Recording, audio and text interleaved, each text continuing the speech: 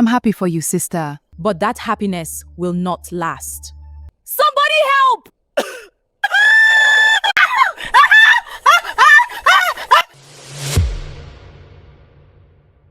The morning sun rose gently over the quiet village, painting the mud houses in warm gold. Birds sang freely in the trees, and the scent of fresh earth filled the air.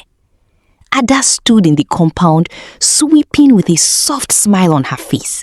Her wrapper swayed with each movement, and there was a glow about her that anyone could see.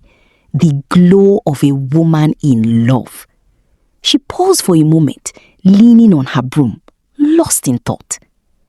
Next week, her introduction. Her heart beat faster just thinking about it. Ada! She turned quickly. It was Emeka. He walked into the compound with confidence, his smile wide and full of pride. The moment their eyes met, Ada's face lit up even more. Ada, he said, stepping closer, lowering his voice slightly. Our introduction is next week. I can't wait any longer. Ada looked down shyly, her cheeks warming. I've been waiting too, she replied softly. They both laughed gently, standing close, wrapped in a quiet happiness that felt almost too perfect. But not everyone was smiling. Behind them, standing near the doorway, was Sade, watching, silent. Her face was calm, but her eyes were not. They were sharp, heavy, burning.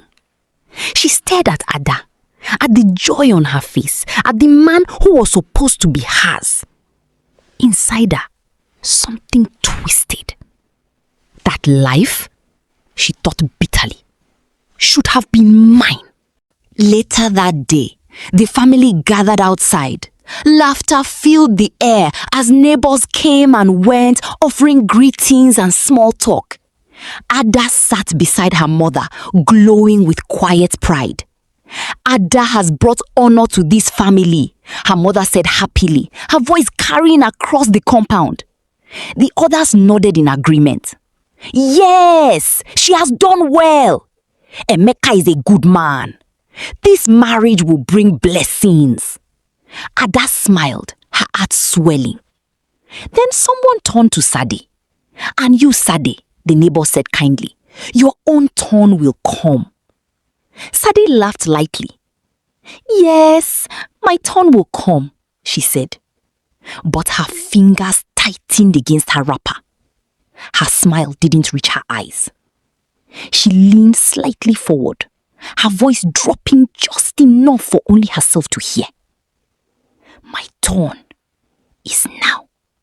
The days moved quickly as preparations began.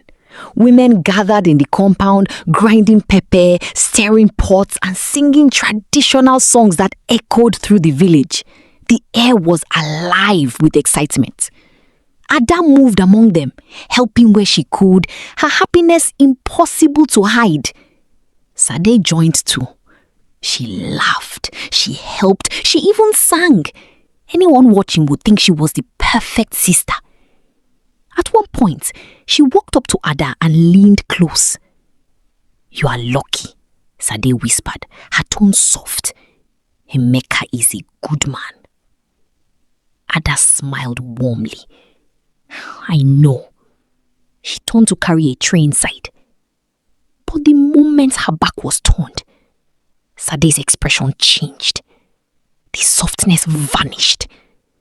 What remained was something darker, something dangerous. That night, when the village had gone quiet and the moon hung high in the sky, Sade walked alone down a narrow path. Her steps were steady. Her face was serious. She stopped in front of a small, isolated hut surrounded by dry leaves and silence. She knocked. Slowly, the door creaked open. An old woman stood there, her eyes deep, knowing. unsettling. "Why have you come?" the woman asked. Sade didn't hesitate. "I want her happiness," she said, her voice firm, "to end." The old woman stared at her for a long moment, as if searching her soul. "Jealousy destroys everything," she said slowly. "Are you ready for what follows?" Sade's eyes hardened. She nodded. And in that moment, something dark began.